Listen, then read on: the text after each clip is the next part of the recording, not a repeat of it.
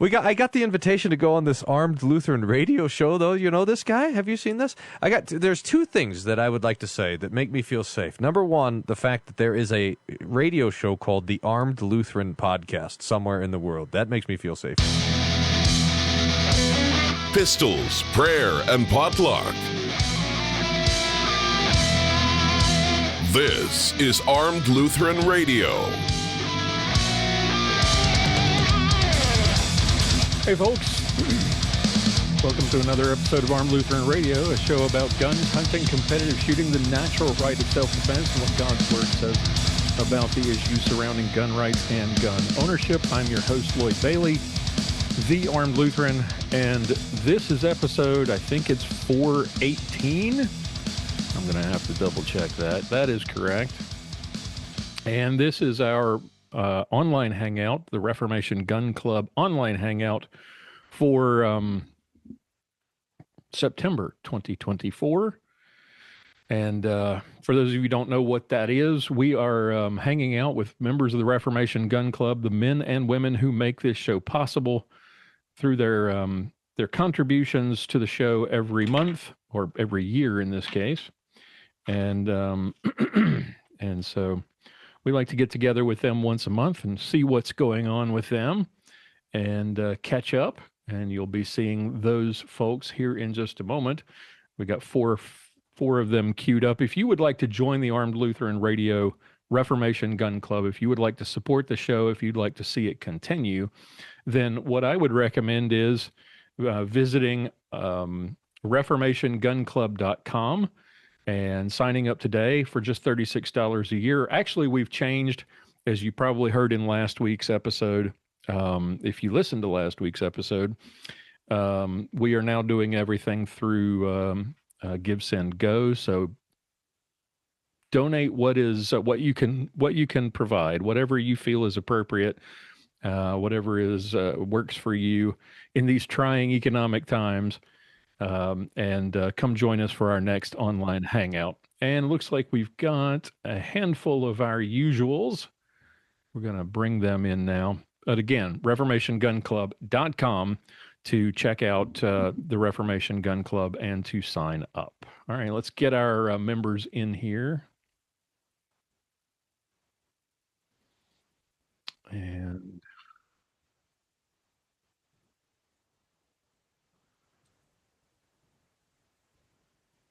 waiting for cameras to come on. Donnie is with us. David looking very comfy.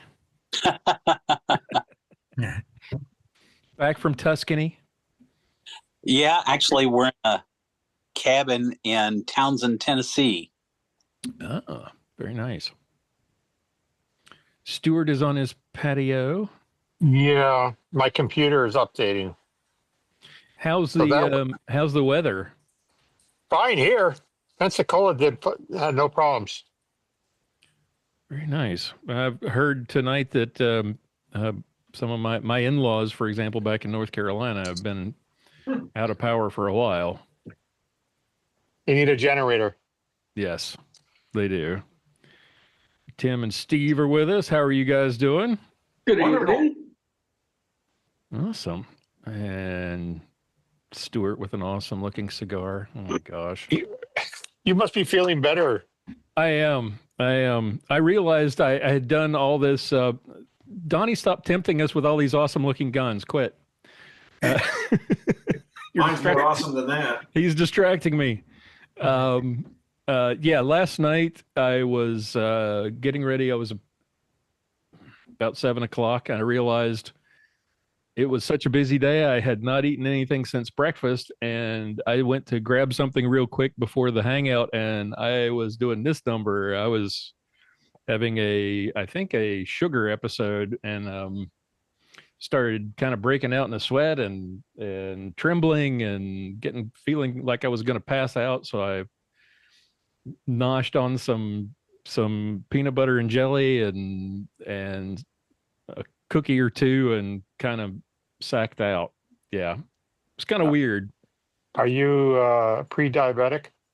No, I just had not eaten at all yesterday. Well, I had breakfast at like 6:00 and then breezed through the day with some coffee, and that was about it. But those are the signs before your brain shuts down. Yeah. Been there. Yeah, my wife has those episodes, and I was like, oh, I know what this is. When my blood sugar crashes, I get really stupid. I mean, verifiably stupid.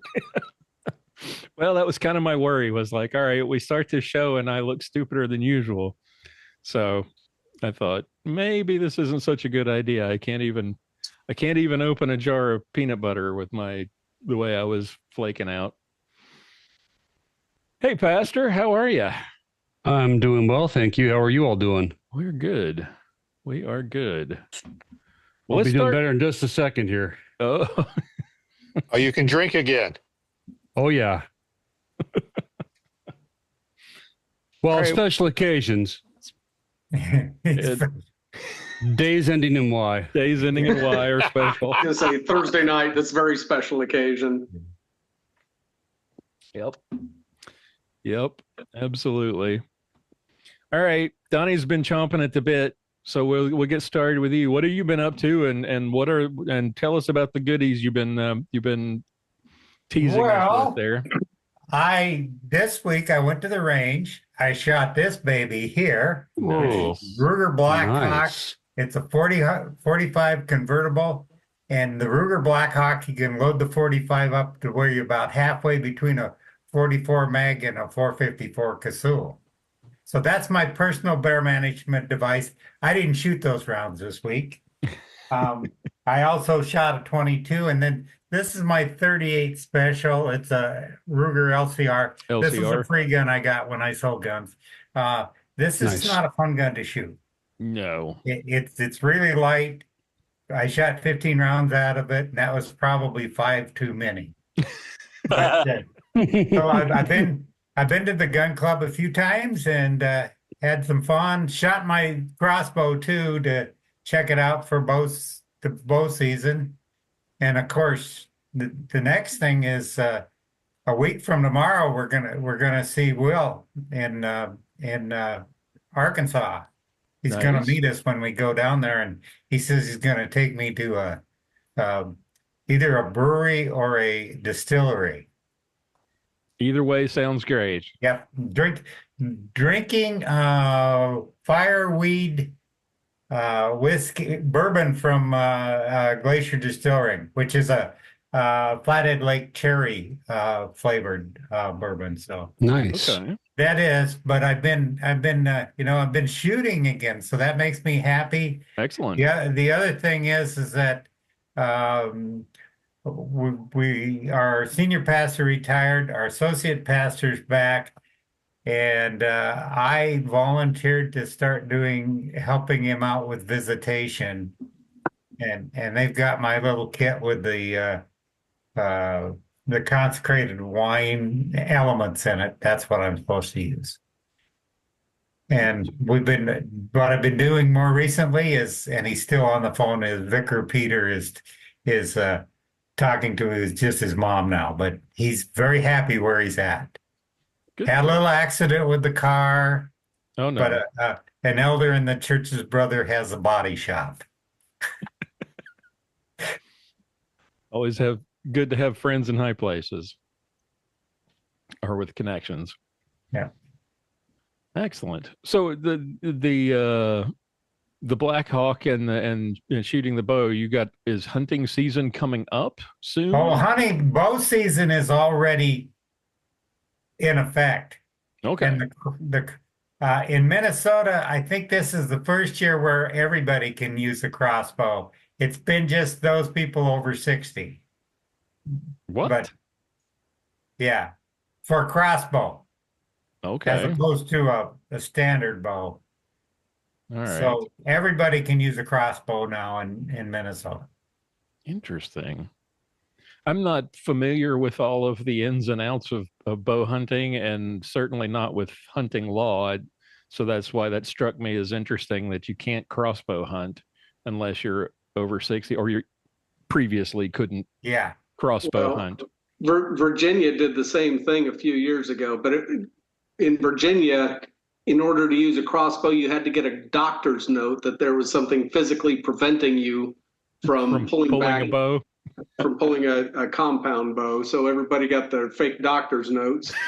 And then they finally decided, well, this is silly. We've got too many fake doctor's notes. So why don't we just open it up to everything? Usually those obtuse hunting laws exist because at some point in time, someone did something very stupid and they figured, we've got to make a law to prevent people from doing stupid stuff like this. Well, bow control doesn't work. No. Bow control. That's right. Control. It's like in Indiana, the hunting laws, it's very similar to anywhere where it's heavily populated that, shotgun only or black powder or pistol. And Indiana did something I wish Minnesota would do, that you could hunt with a rifle if it was chambered in a pistol caliber. So I've got a friend of mine that had a Henry lever action 44 mag. It's considered a handgun round, so he could legally hunt with that. In Minnesota, we still can't do that, unfortunately. Well, at least down this part of the state, if you go further up north where it's less populated, you could hunt with a 50 BMG if you wanted to. Yeah, but about 50 miles north of me. Yep. Actually, Wisconsin now went that in any firearm except a few protected areas, you can hunt with a rifle now, because some of these shotguns they have now, I mean, Savage 320 will do minute groups at 300 yards. All right. David, you're off in Tennessee today. Yeah. And you're from Kennesaw, where everyone's required to have guns. Yes. So tell us what you've been up to, and tell us about hunting, or if you do any, what are the hunting laws like in your neck of the woods? The only hunting I do are paper targets, pretty much so, and steel targets. I don't have the patience to hunt. If I get out on the range with a gun, I want to shoot something. But I did shoot a Glock match. My wife and I shot a Glock match last weekend. Nice. Shot a 104 and a 109. My design target is a 100, so I was a little bit on the slow side this time. But okay. But not too badly.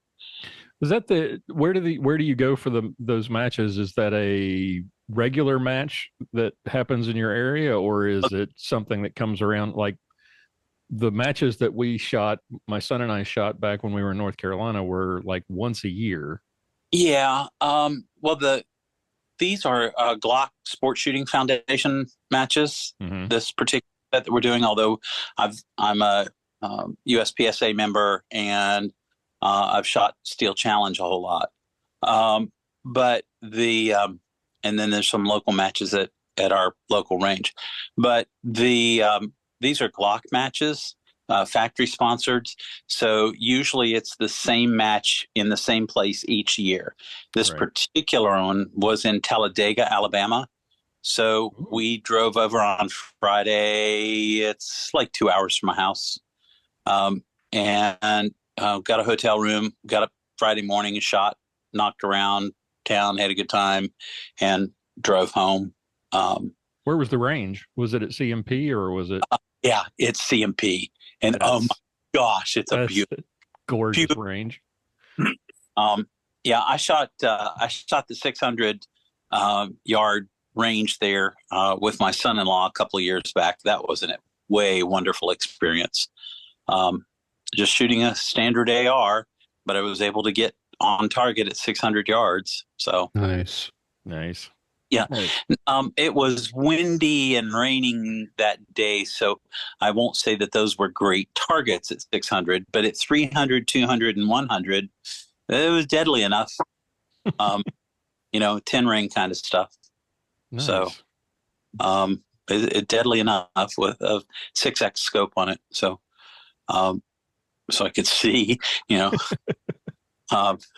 was going on. But the pistol bays at Talladega are just phenomenal. Yeah. all in a line and real easy. So we had a little cart, just dragging them down the range. Yep.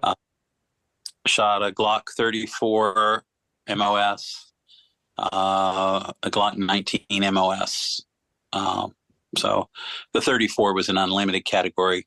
If you're familiar with the Glock rules, as soon as you start messing with the internals, you're in the unlimited category. Unlimited, yeah.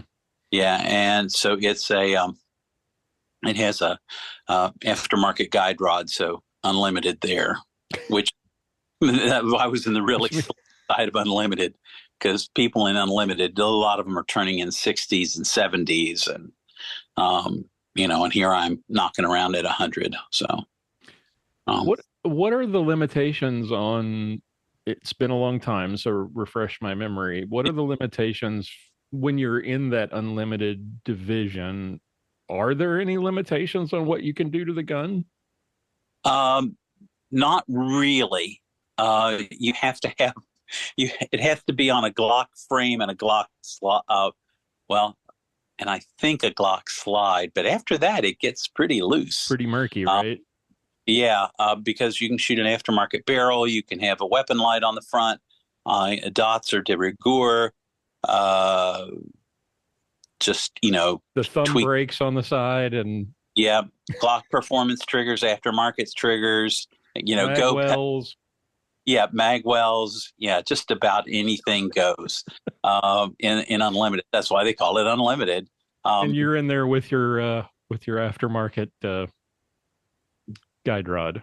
Yeah, I got an aftermarket guide rod, and the and I've got a magwell on it. So okay, and I slicked the trigger up a little bit. Not that I'm a gunsmith or anything, but just.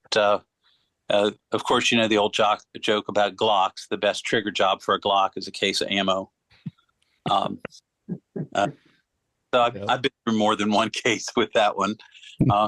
It breaks nice, and so it's okay.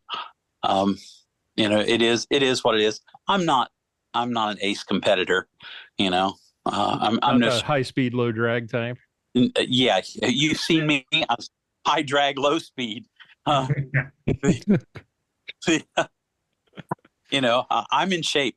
Round is a shape. Round is a shape. Yes, that's what I try to tell my doctor. And so my endocrinologist is not too unhappy with me nowadays.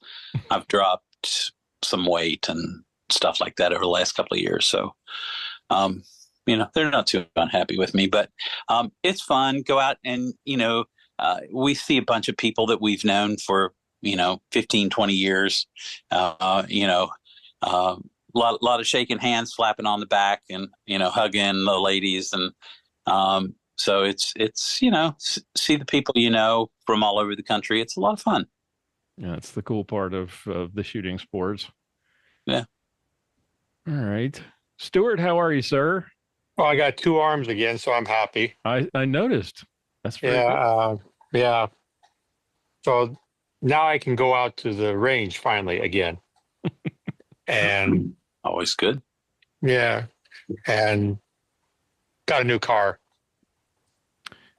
I think I vaguely remember seeing a post about that. What did you get? I went to the dark side, as some people say. I bought a Tesla. Okay. Oh. Right. Well, I have all these solar panels, and next month I'll know what the bill will be. See what it is. My stock portfolio thanks you. You're very welcome. I sold my Tesla stock. But I like it, and I'm not charging it tonight because I didn't do anything. Went to the commissary and went to Ace Hardware. Whoopie-doo. So you'll have more to report from your shooting endeavors next month, then, I guess. Next month, friends from church want to go. Okay. So good stuff. What are you smoking tonight, and what do you got to drink? I have a Gray Cliff, whatever. I can't read that. It's too small print. Anyway, it's a Gray Cliff cigar. And I'm drinking Bombay Sapphire Martini. Usually I don't drink them at 8 o'clock at night, but I didn't go downtown with Augie to sit at a cigar bar. So because I mowed the lawn, edged the lawn, blah blah blah blah the lawn. So Augie and I stayed home. Well, good deal. Say hi to Augie. Hey Augie. Yeah. Gotta have 3 olives. Very good. Shaken, not stirred, right? 007? Shaken, not stirred. Tim from up in Stuart's old stomping grounds. How are you? You're speaking with this Tim, is that correct? Correct.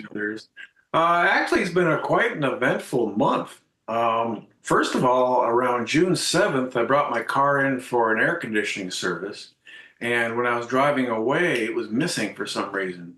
So I brought it back, and they said, well, maybe it's the coil and coil-on plugs. So we'll change the one that's registering on the computer. So they did. Nothing happened. And they said, well, there's other things we can do, but I think the dealership has tools that can help us diagnose this. So it took me 3 weeks to get an appointment just for a diagnosis, and they charge you $200 just for that privilege. And they said the same thing my guy said. He says, yeah, the coils on plugs are probably bad. And I said, well, they did that already. And they said, well, they only changed the one, and you've never changed this in a 20-year-old car. So maybe the other ones are just acting aged. So I had them change those at a total of $1,400. And of course, that didn't do anything. Oh, it gets better. It gets better. So that didn't do anything. So they said, well, the next step is the catalytic converters might be clogged. Of course, that produced a pregnant pause because it's not like I'm, losing a lot of performance on the higher end. It's just idling really, really rough.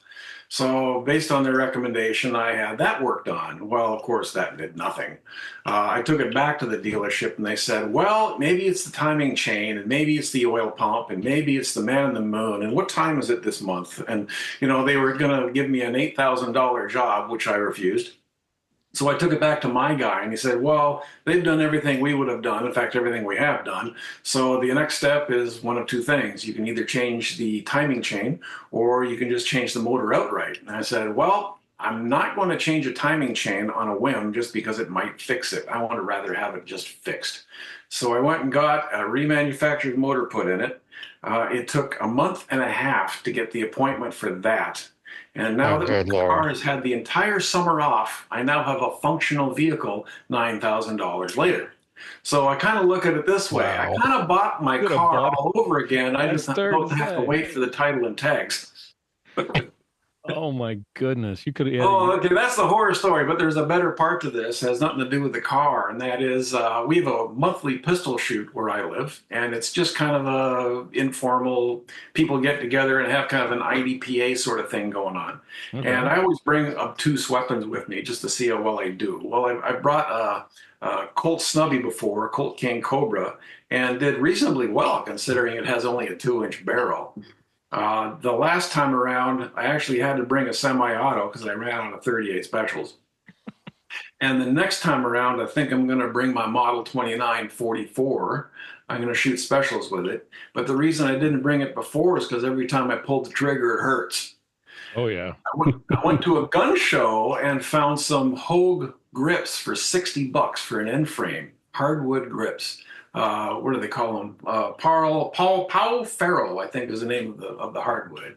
And I strapped it on there and I went with 44 mags this time and it shot beautifully. Oh. So I think the next time around, I'm going to bring that guy around. The grips made a world of difference. Okay. Getting off the guns for just a moment, tonight's specialty, that's almost right. There we go, is Tomatin. Tomatin is a nice Highland Scotch. It's also not terribly expensive. And next week, I get to go to the land of peat and barley. Nice. Yes. Sweet. Going to spend a full week there, going from distillery to distillery. And it's legitimate day drinking this time, not just the old, run-of-the-mill stuff you do every summer. It's by a company that does bespoke tours. And what that means is it's not, 15 people stuffed into a bus going from place to place. It's kind of like a relative kind of showing you the countryside. So we have him for a week.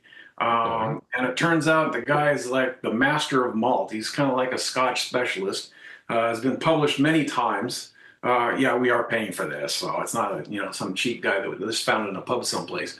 But I've been there once before a couple of years ago in Speyside, and this time we're going on the West Coast. Isle of Mull, Isla, Oban, for example, Tobermory. I mean, places like that. So I just can't wait. That's Monday. We're out of here Monday. Nice. Wow. So you'll have some stories for the next hangout. Yeah, provided that I can remember them.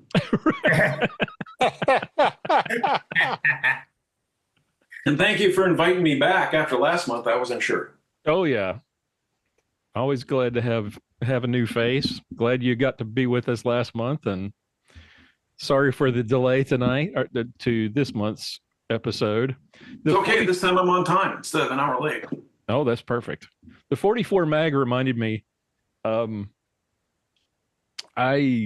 haven't done this in a while, but I used to shoot IDPA regularly, and one of the matches that I would make every year religiously was the Texas State match. And I remember there's a guy, I wish I could remember his name. He would come to every match dressed to the nines. So he had fancy cowboy boots. He didn't have, he wasn't the high speed, low drag guy with the shoes and the shorts. And, he had a big cowboy hat on, suit coat, tie, vest, slacks, big cowboy boots, and he was shooting a 44 mag revolver, and you could hear him all over the range. Whenever he was shooting, you knew he was on the line. Well, next month it will make my day, I'm sure. I got pictures of him, but I never got to actually see him shoot. I would love to have seen how that turned out. I bet taping the holes in those targets was fun. Well, I may as well just replace the target. I'm not as smooth with a revolver as I am with a semi. I mean, if I need an ego boost, I'll just go out there with my Beretta 92 or CZ75 and, plug 3-inch groups at 25 yards. But if I want to, find my weaknesses, for one thing, reloading revolvers under stress is one of my weaknesses that I'm working through. For semis, it's no big deal. Push a button, pop a mag, slam the slide back, and you're back in business. With the revolvers, more than once during one of these shoots in full public view, I've dumped the entire speed loader all over the ground. Oh, yeah. Yeah. There's a buddy of mine who's in Mississippi, who decided one year that he was going to make it his goal to make master in revolver. And every time you'd see him in a match, he did not look like he was having fun. By the end of the season, he was like, that's it. I can't believe I've done this. I'm tired of this. No more revolver. He did not make master. It was a punishing slog to run through a season dealing with reloads and trying to figure out your how many shots you put on each thing before and where your reloads take place in each stage. And he was like, I saw him one day and he was like, why did I do this to myself? What am I doing? And the next year he'd given up and he'd gone back to his semi-autos. Well, I'm a stock weapons guy. I try to be a master's weapons craft, everything from flintlock all the way to ARs and whatever else that I can lay my hands on. But there are guys that show up with this pistol shoot with high speed, low drag guns with the twisted barrels that rotate in the breech and the mag wells that look like the business end of a tuba and all this stuff. The buckets on the hip, and I look at them thinking, if this is to kind of prepare yourself for an encounter in Safeway, are you really going to wear all that crap? Oh, no, that's not what they're doing. No. No. Steve, Yes. I'm going to let a cat out of the bag here. Our newest contributor, who is, I mentioned this in last week's episode that I'd reached out to some members, and Steve had actually reached out to me preemptively and beat me to the punch and reminded me of an idea that I had and kind of spurred me to make a move. And so Steve is one of the gun club members who's going to be providing us some content in future. Hopefully I'll get together a variety show for next week, and we'll get to hear what Steve got for us. How are you, sir? I'm doing great, thank you. And actually, the thing is, after I recorded that episode, I went out and I shot another 22 match that, oh my goodness, I cannot tell you how much fun 22 rifles are at long range. I've been doing all this training. I've been doing a lot of shooting over the summer and really kind of tuning myself up, but there's nothing like a match to kind of show you where you're at. And so we start the second target that we shot at was a mover at 145 yards, and not a huge target, and it was moving at about 3 miles an hour. And I know I hit 3, and that was, I'm not sure anyone else hit 3. Nobody cleaned that stage. So I felt pretty good about that. And then we were shooting targets all the way up to 340 yards. And 340 yards with a 22 rifle, you've got to dial a huge amount of elevation. I was dialing 14 mils of elevation. So yeah, it was, and I was hitting them. And I didn't place as, I wasn't one of the absolute top guys, but I wasn't far off. Nice. I was close enough to make me pretty dang happy with it. So that was a good time. Do you do apple? Do I do what now? Apple seed? I have not done apple seed. Everyone keeps telling me I need to do an apple seed, but I haven't. I have access to a range. Well, it's a farm, and I have unfettered access to it. So I get out there, and I can get out to about 300 yards shooting prone, and I can get out to 500 yards off of a tripod. And there's a local group that has monthly, they call them fun shoots. It's just a belly match. And they've been doing it with center fire rifles. And I've been using that to kind of show myself how I'm doing with that. But they decided to try a 22 fun shoot, and they've announced they're going to be doing a lot more of those because everybody just had a blast at it. And it's a lot easier on the wallet to go through 22, even now. Yeah. Oh yeah. And so that's been, the 22s has been something that I'm big on, but I'm still working with the center fire as well. So next week I am going to, well, not next week, but the following week, I'm going to Ohio to a long range class with Frank Galley. Okay. So taking my SIG Cross, which weighs about half what most other precision long range rifles do. But I've been doing pretty well with that, been pretty comfortable with it. And I'm getting to the point where I really feel pretty confident. And I'm looking forward to some really very high level training with that to, again, just kind of smooth out and improve what I've been doing. So looking very, very forward to that. Unfortunately, his 3-day class filled up, so I'm doing his 2-day class. But that should cool. that should take care of my itch for that for a while. Good deal. What are you drinking tonight? I am drinking some Angel's Envy. Ooh. Yeah, I like it. It's good. It is. I'm not a whiskey snob at all, but yeah, this one's pleasant. Oh yeah, and at that price point, it should be. Yeah, they did have a sale on it at the local ABC, so, and they don't have sales very often. Well, good deal. Pastor, how are you doing, sir? I can't complain. Nobody would care if you did. Go ahead.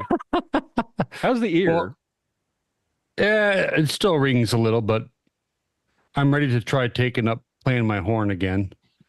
But no, it's someone had asked about, I'm able to drink again. And Monday of last week, I had my 1-year echocardiogram and my heart is 100% back to normal. So awesome. I was told to keep taking my medication. It helps that I've been exercising regularly and losing weight.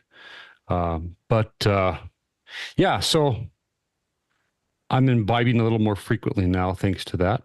Very good. So tonight's menu includes monkey shoulder.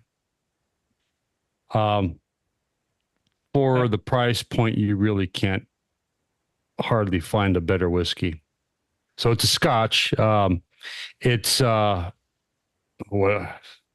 brain fart. William Grant and Sons, and it's from 3 of their Speyside distilleries blended into one. Balvenie, Kinninvie, and Glenfiddich. And it's very, very good. If you were doing a blind taste test, you would think it was a $60 to $70 bottle of Scotch. So it's, and wow, that's not expensive at all. Yeah, no, it's $30. It's $30 for a bottle. So, nice. Yeah, it tastes like Scotch. $5 Scotch. Yeah. So, and Tim, I would be lying if I didn't say you caused me to violate the 9th commandment in coveting your vacation. So, Monkey shoulder, that's more of a blending Scotch. It's not really a straight up Scotch. So if you mix it with tonic or something like that. Yeah, it's used predominantly as, for making different cocktails. Yeah. But I just bought it one day on a whim. And for me, if I can't drink it neat, it's not worth buying. And it's one that it is very smooth. It's got a very good flavor profile. And yeah, it's good stuff. So gun-wise, haven't been doing too much. I ended up selling my Saiga that I had custom built. So Saiga is made by the Kalashnikov concern. Is that what it's called? Kalashnikov concern? Yeah. Yeah, it's a weird name, but it's Kalashnikov. It's as close as you can get to the legitimate article without, actually having the name Kalashnikov on there. And I actually turned a profit based, off of what I had invested in it. So I was all right with that. Turns out one of the newest gun club members, or Reformation gun club members, lives like 20 miles from me. So Finlayson, is that where he is? I'm not sure. Is that he's from Nicollet. This would be Peter from Nicollet. Peter from Nicollet. Yep. And the person who had turned him on to Armed Lutheran Radio was the disreputable Bartlett, who went to Bethany Lutheran College, just about 25 miles from me, and lives not far. So at some point in the future, we're going to get together. But he came out to my place, and, I told him, I'll let you shoot it before you buy it. And that kind of sold him right there. So, oh yeah, that'll do it. Yeah. So we shot a little. I know that earlier David was talking about triggers on Glocks, and I think the best bang for the buck on stock triggers are Chanik pistols. So we shot I have a Chanik TP9 SFX, which is kind of it's a clone of the Walther match pistol. I forget the exact model number. PPQ. I think it's it's the PPQ match or something like that. I forget what it is. But I have a reflex sight on that. One of those Sig Romeo sights that I got for dirt cheap off of eBay. It was fun shooting when the that. PPQ came out and everybody raved about the trigger. And then when the Janiks came out and the TP9 SF came out, that trigger is just fantastic. It's so much. It's better than the PPQ trigger was. Well, and I've got 2 of them because I like the trigger so much. I got the SFX and then the basic TP9, and and I don't know what the price is for these now, but I think my SFX, I got that for $329, and the TP9 I got for $289 or something like that. Yeah. It's impossible to find something with a better trigger at that price point. So, so we shot a little bit of that and shot the AK, and then went to my FFL and did the transfer, and he's happy. And I came out with $2,000 in my pocket that went to medical bills. So, yeah. I did tell him, though, that if he ever decides that he wants to sell it, he has to give me first crack at it. So there you go. Yeah. Lloyd, I got a question for John there.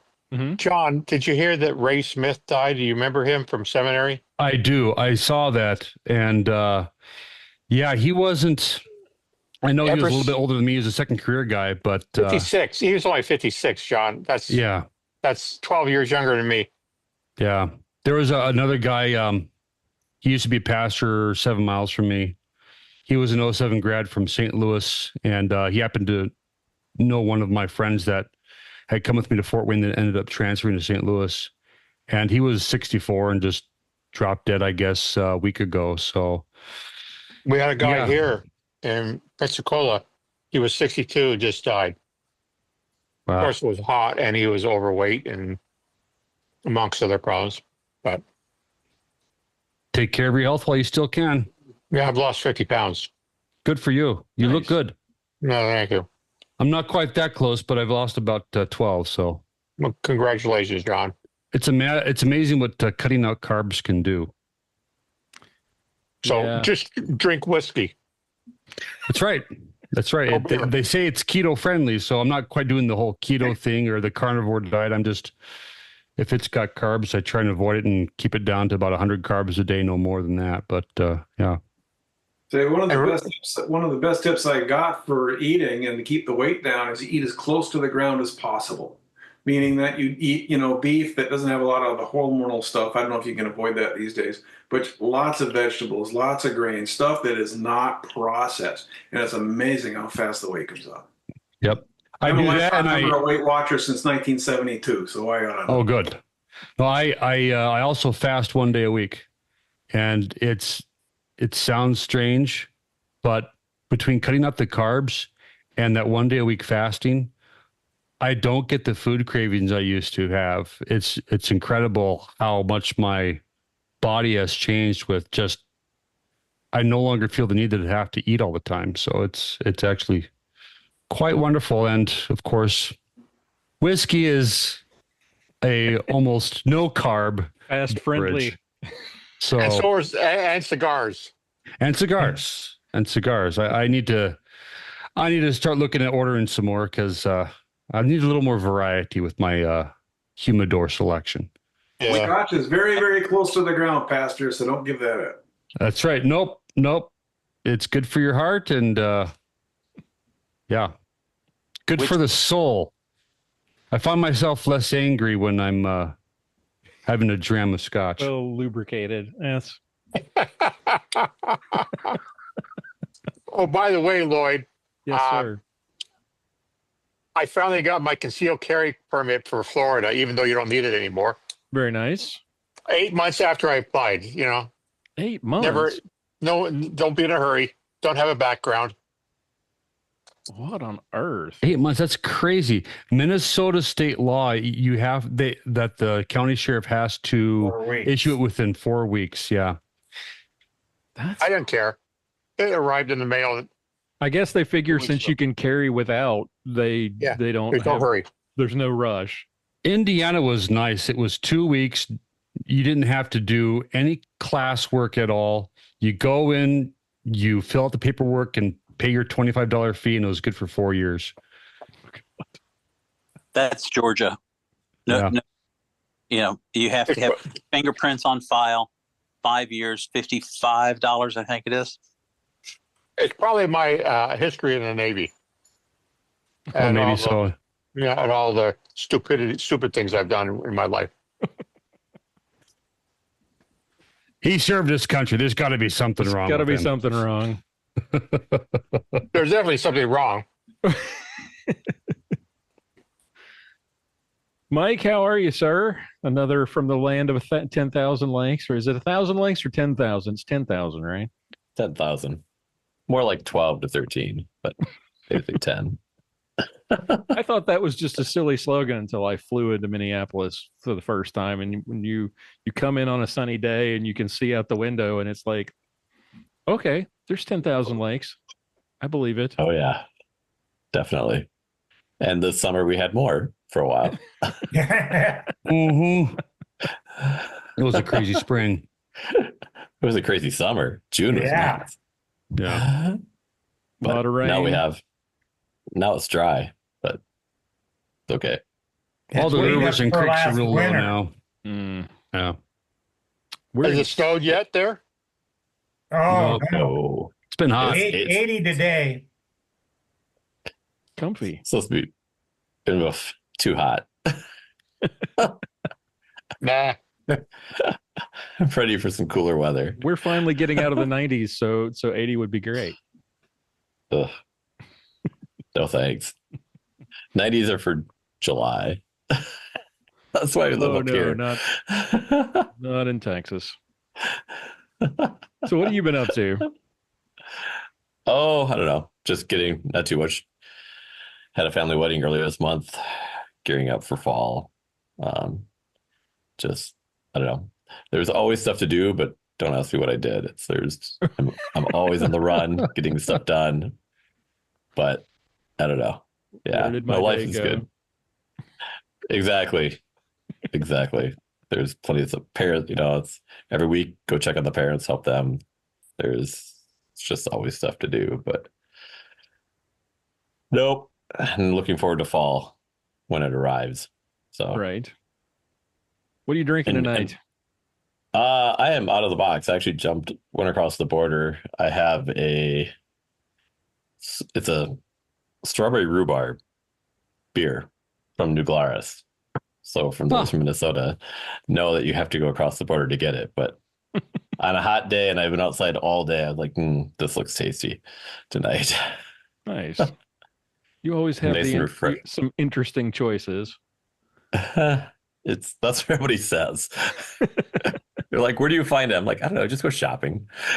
If I go to a town and I have time, I check out the liquor store and see what they got, or go search something out specific. So I don't have anything ordinary. Actually, it's funny. A friend of mine, we trade. If we find stuff interesting, we will trade stuff. And this is about a couple years ago. I opened the bag. She's like, I put something special in there for you. I'm like, okay, what's this? It was a Busch Light. I'm like, she goes, I know you don't have it in your fridge. And I'm like, no, I do not. It's different. Yep. If you're looking for something different and you're near a Trader Joe's ever, look for Lindemann's Framboise Lambic. It is very, very good. It's a Belgian. It can only be brewed in Belgium because it utilizes some sort of local, I think they call it a bacteria of some sort that they have the copyright for or something.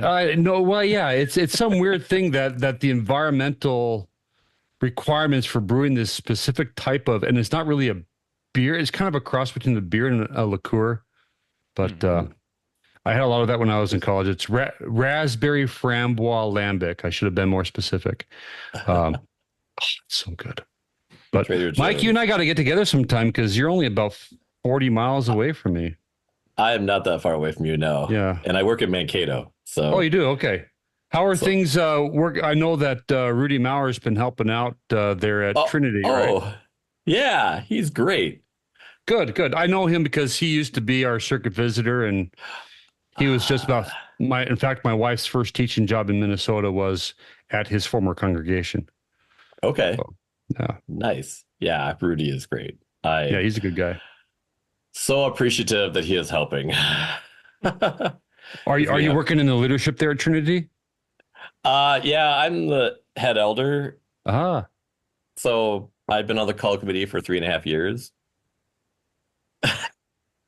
I know I was on the short list at one point, so. Yes, you were. Yeah. Yeah, that's yeah, hope one day we will find somebody. The right man will finally arrive. The Lord will provide. Yep. Right. So yeah, between church, we talk about things going on. It's like I'm chair of the board of elders. The board of elders is the call committee, so I chair the call committee, and they prefer the chair of the board sit on leadership council. So I sit on leadership council as well. So Hey, Mike, Tim here. I am Hey, not bored. Yeah. For call committees, we figured out we can delegate it. You have an elder who's kind of like overseeing it. We have the actual church pick a pastor. The great thing is if you try and get a seminary graduate, they can't say no. No, but we're too large of a congregation for that. We need a senior pastor first. Yeah. There's a lot of, anyway. It's been an interesting ride. Let's put that We way. lost our pastor of 22 years, our senior pastor. So I'm an elder too. At Trinity, by the way, too. Very, very common. Did you just say seminarians can't say no to a call? That's correct. Well, I've heard of cases where a guy did say no, and he was basically blacklisted by most of the district presidents. So it's highly frowned upon if you decline your assignment from your call placement in seminary. So mine seemed to work out really great because I've been here 19 years and I love it. Yeah. Well, we've had 3 calls returned, so it's getting a little old right now. Keep going. I've had 8. Yeah. Oh, Well, and right now the situation is that there's roughly 1,000 vacancies in the synod, and there's an estimated 1,000 pastors due to retire within the next 10 years. So are retired. Yeah, and with 4,000 congregations, roughly, give or take a few hundred, I mean, you're looking at half the congregations in the synod being vacant within the next 10 to 20 years. Mm. Yeah. So, and there's a lot of bi-parishes and quite a few tri-parishes now, too. Well, we've got a quad right now just south of me. yeah, that's going to be the future is multi-point parishes, either that or churches consolidating into one. I mean, it's where I live, you've got 18 Missouri Synod churches within a 15-mile radius, something like that. That many over there.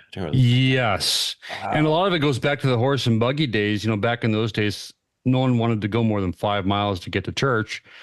And you had, every section of farmland was, 3 or 4 families, and each family had 6, 10 kids, whatever, and so the churches were full back then. The rural population in this area has declined by over 50% in the last 50 years. So really what the problem is that you have more churches than you need, but how do you determine which churches have to close their doors and where do they go worship and that sort of thing? So I've been trying to say for years, our church is the mother and grandmother church of most of the churches in the area. So they should all close the doors and come here. And come there.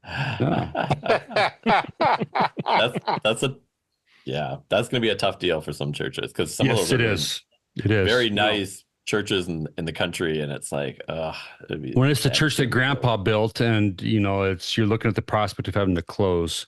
And I was a vacancy pastor at a church that closed back in 2021, so it's a painful process for churches.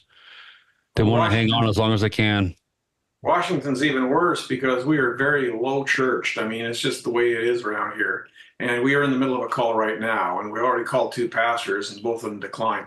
We're working on another one now, and it's kind of looking like that. I mean, the pickings are slim if you don't really mind the expression.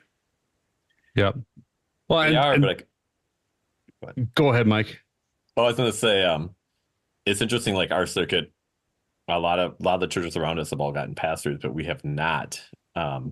We're a larger church, and we have a school, which adds to the more complexity, and so it has narrowed our group of options some. Yeah, because of the size and more than people want to, more than people bite off.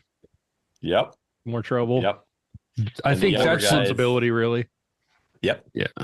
Yep. That's a part of it, but it's also, I hate the phrase when you're talking about churches trying to find a pastor, but it really is a buyer's market right now. Yeah. That for when you have as many vacancies as there are, I know guys that have had, 3-4 calls within a year's time. And I hate to say it, but it's going to get to the point where unless you're really offering a top-notch salary, there's going to be a lot of guys who are going to say, no, I've got a better offer somewhere else. And that's not the way it's really supposed to work when it comes to, I don't know if everybody here is Missouri Synod or not, but,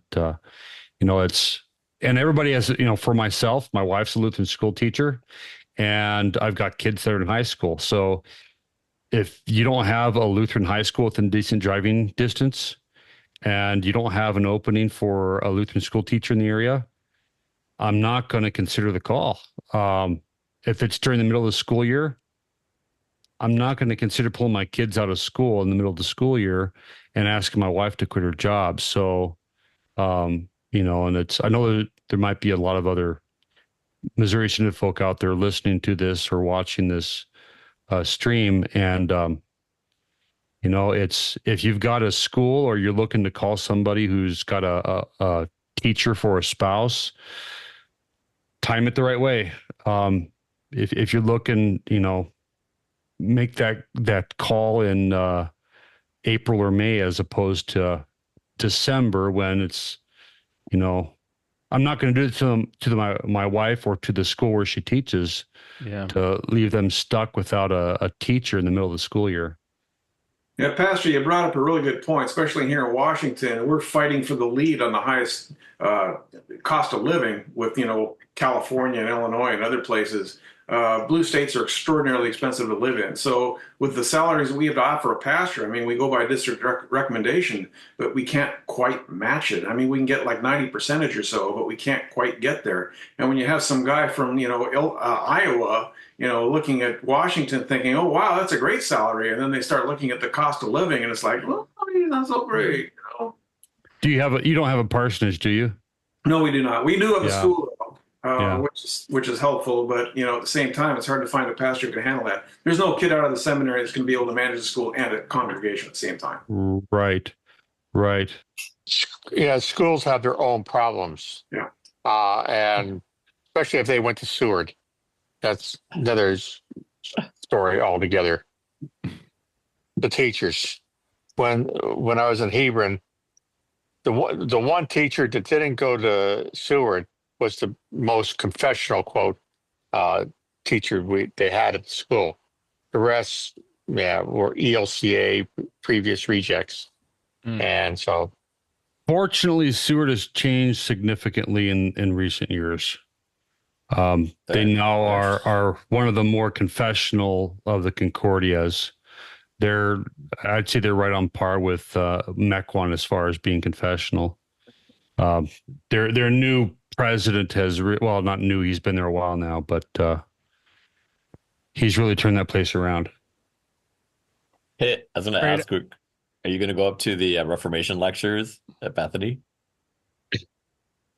I haven't gotten any emails saying when they are, so I'm not sure when they're happening. They're at the end of October, like right around Halloween. Oh, that's right. They have those every year, yeah. But did you see who's coming?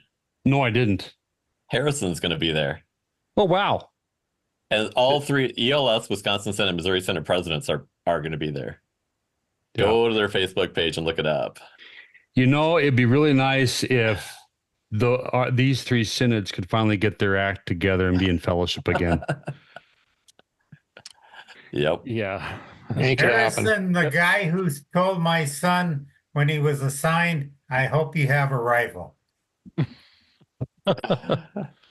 Hang on a minute. Let's get Will in here because he looks like he's. Will's here. Will is having an animated conversation in a vehicle in the dark. Oh yeah, yeah. My 14-year-old son is driving us home from church. Oh dear. In a stick shift in the dark. Now he's in reverse. So pray for me. Oh, that was a curb, and so was that. Yeah, let's go forward. All right, we may need a pastoral I'm talking, blessing so I'm here not watching before, so close. I'll see you in 8 days, Will. You'll be here. So that day, I think I'm going to be in down by Fort Smith with my wife and my boys for a mountain bike race. So I will be back to see you. I just need to know exactly what time you're going to be in, because we'll take separate cars. That's much better. Thank you. But yes, I am looking forward to seeing you. I'll text it to you, but it's just before noon. Perfect. Okay, then I will be ready for you. Just before noon on the 5th. On the 5th, yes. So the question is, are you going to have time to do something? Like if I brought a couple pistols, can we go to the range real quick? That's kind of on the way to where you're going in Branson, or are you really just passing through and we have enough time for a cup of coffee? We can do something. I mean, we have to be, I'm going to say we have to be at Branson about no later than 5:30. Oh, we got some time. Perfect. Okay, then we'll stop by Hobbs State Park and do a little pew pew before you get going. Okay.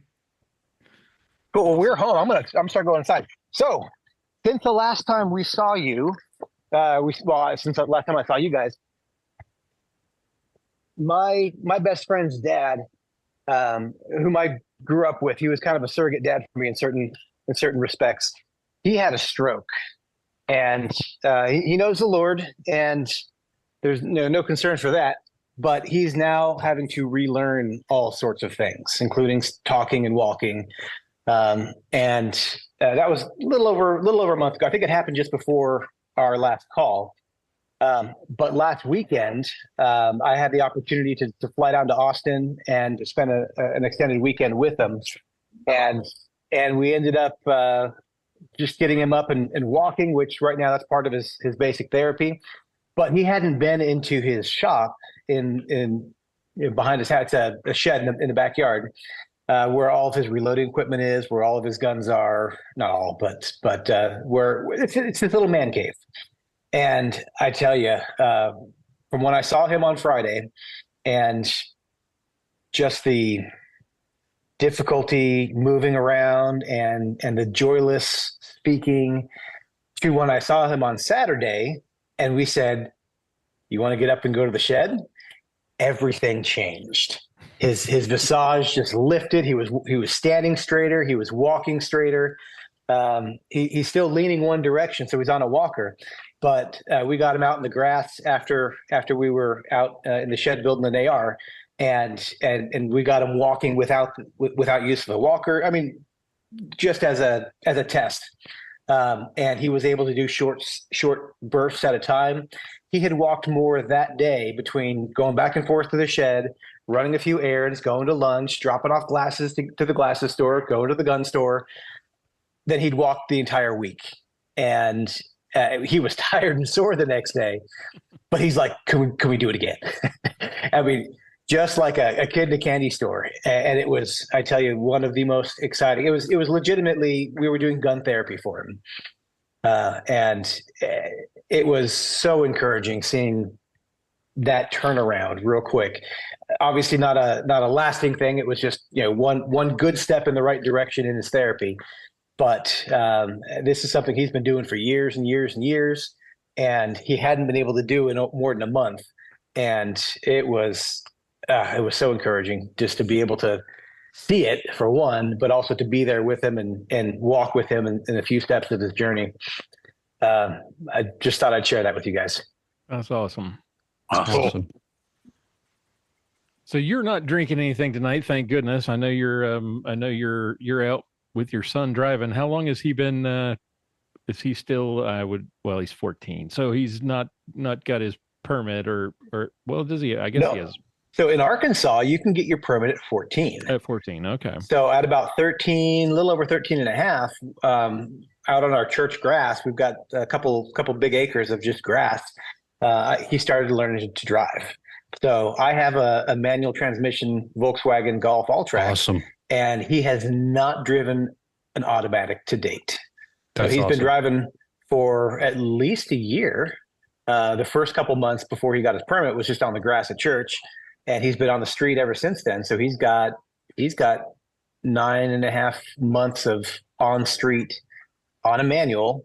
a couple times on the freeway, but he's actually a really good driver so far. Awesome. Yeah, very very conscientious.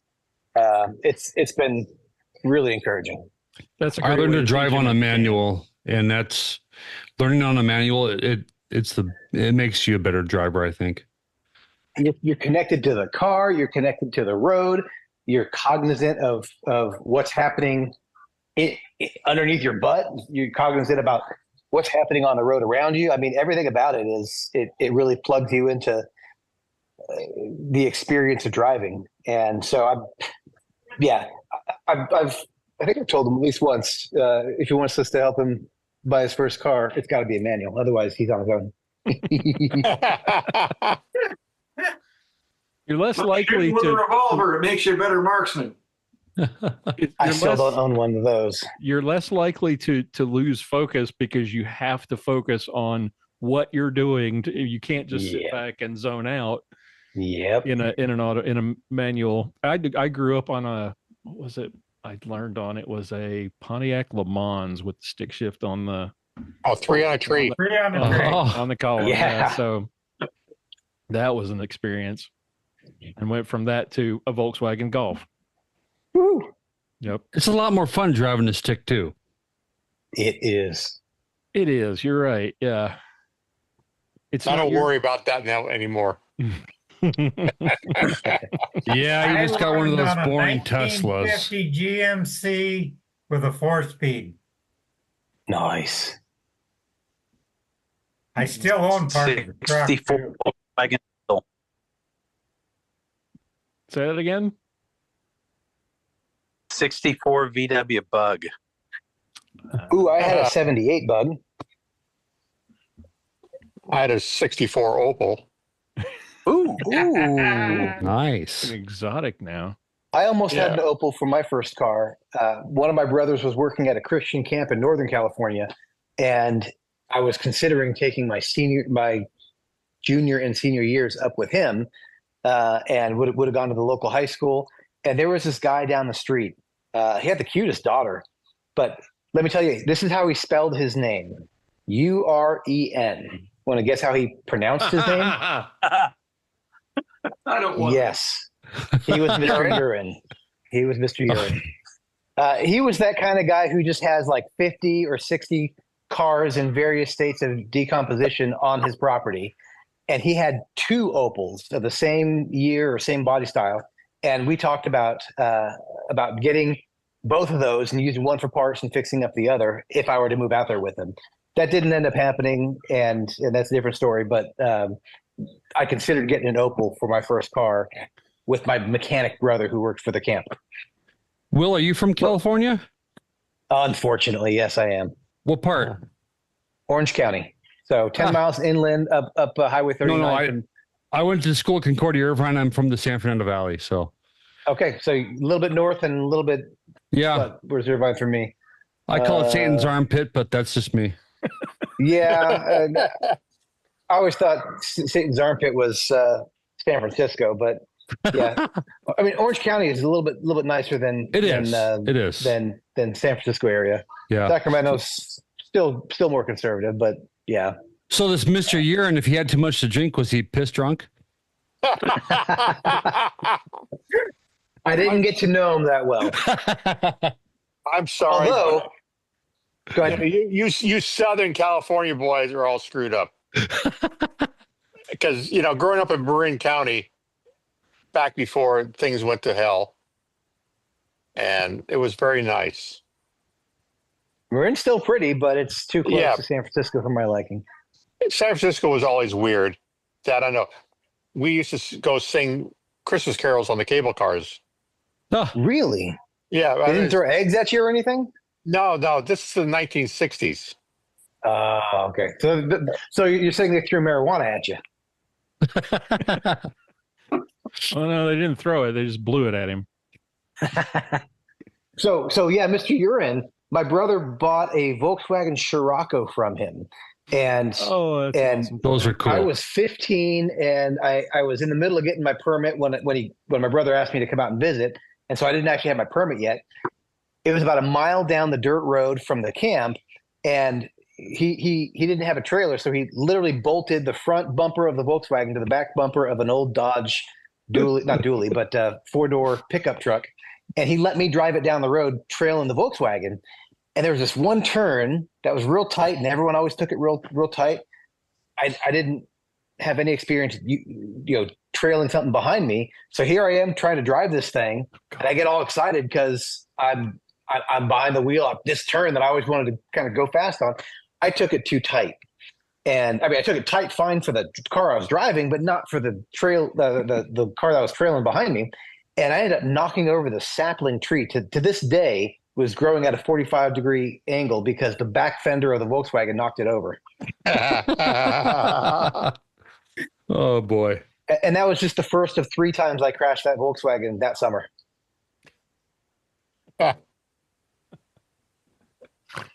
And you're teaching your boy to drive.